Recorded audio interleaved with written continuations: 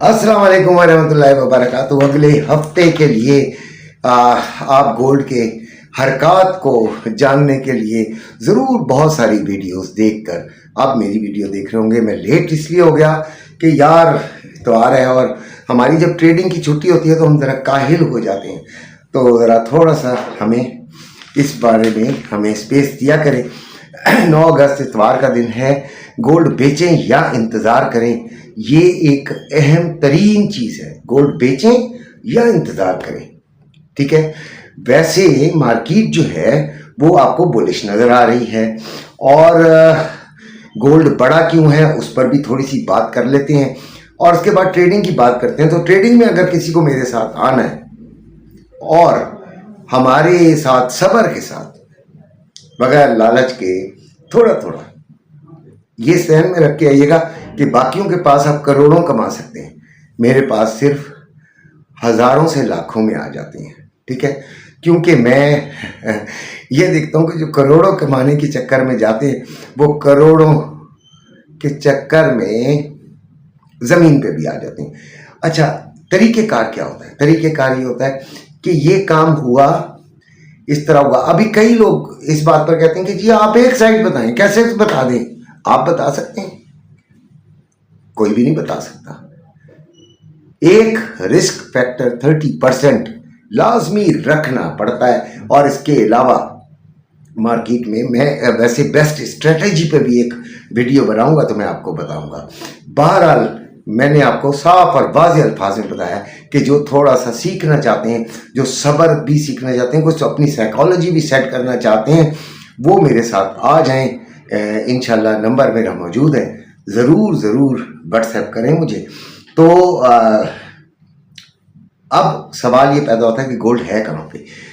43 से 41 पे है। 4,48,000 में बाइंग और 4,49,200 रुपये में सेलिंग हो रही है। ये है पीस का। जबकि रबा जो है 4,44,400 रुपये में बाइंग और 4,45,600 रुपये में सेलिंग हो रही है। चांदी 63.47, इसका भी रेट बढ़ा है।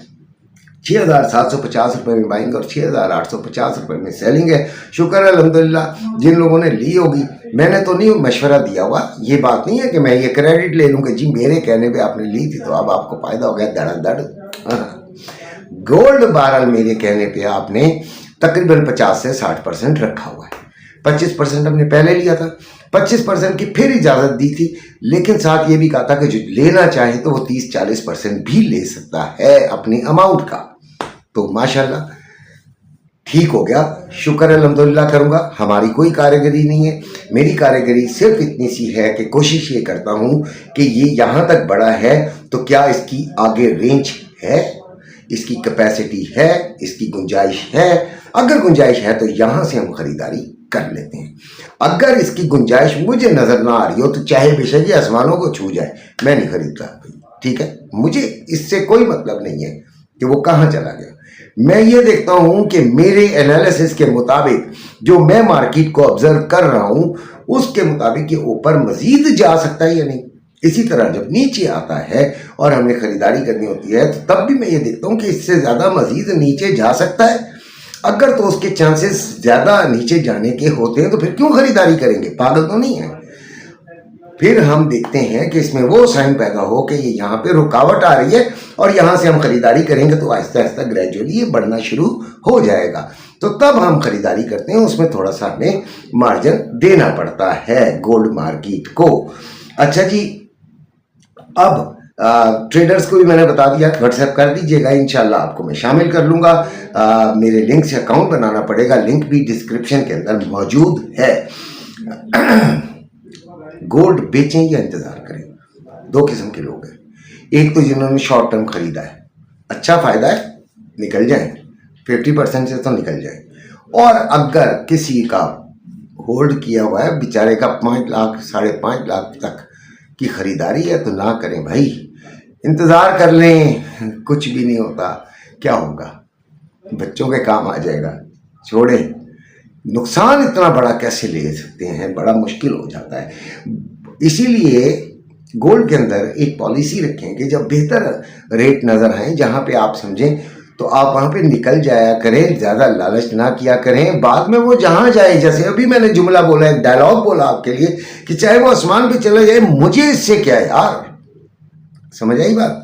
जब मैंने प्रॉफिट उठा लिया, ठीक हो गया।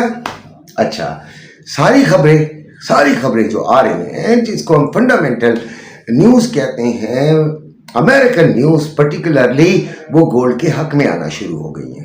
आपने देखा इंटरेस्ट रेट के बढ़ने के चांसेस बन रहे थे, तो जिसकी वजह से नीचे आ रहा था गोल्ड, अब नहीं, अब ऊपर जा रहा है। क्यों? इंटरेस्ट रेट के बढ़ने के चांसेस बिल्कुल घट होके निचले क्वार्टर में आ गए हैं। ठीक है, अब रही बात कि गोल्ड, ईरान और अमेरिका की जंग के बारे में भी हम बात कर लेते हैं कि उसकी वजह से भी बड़ा है कि कुछ पीस पैक्ट हो रहा है।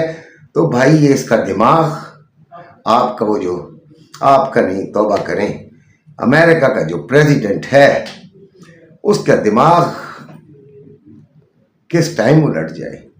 ईरान भी बड़ा अड़ियल है भाई, छोड़ता वो भी नहीं है जरा सी। वो अगर वो जीरा बात करते हैं तो ये पहाड़ बात कर जाता है, और बात वहीं पे धड़म बूस हो जाती है। इसके अलावा गोल्ड उतने एक जंप तो है ना जी, $300 तकरीबन जंप है, तो क्या होगा, थोड़ी करेक्शन का भी तवक्को रख लेनी चाहिए। आज की शाम तक रेट कुछ और बेहतर हो सकता है, और उसके बाद कल की मार्केट के हिसाब से आपने फैसला करना है कि क्या करना चाहिए। अपना बहुत सा ख्याल रखिएगा। Love you all.